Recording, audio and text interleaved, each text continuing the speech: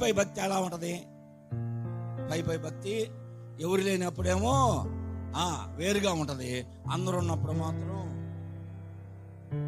పై భక్తి. ఎవరు లేనప్పుడు జూలి విదిలించిన సింహం లాగుంటా. మాటలు వేరుగుంటాయి, క్రియలు వేరుగుంటాయి, నీ నడక, నీ చూపు, ప్రతిదీ కూడా ఎవరు లేనప్పుడు అదో రకంగా ఉంటది. అందరున్నప్పుడు మనోళ్ళే, విశ్వాసులే, చర్చిలే వాళ్ళే, మనం అవి చేయకూడదు, ఈ చేయకూడదు అన్నీ. ఈ మధ్య కాలంలో ఒక దగ్గర ఎవరు లేరు అనుకోని పాపం ఆ సహోదరుడు కొబ్బరికాయ తీసుకున్నాడు.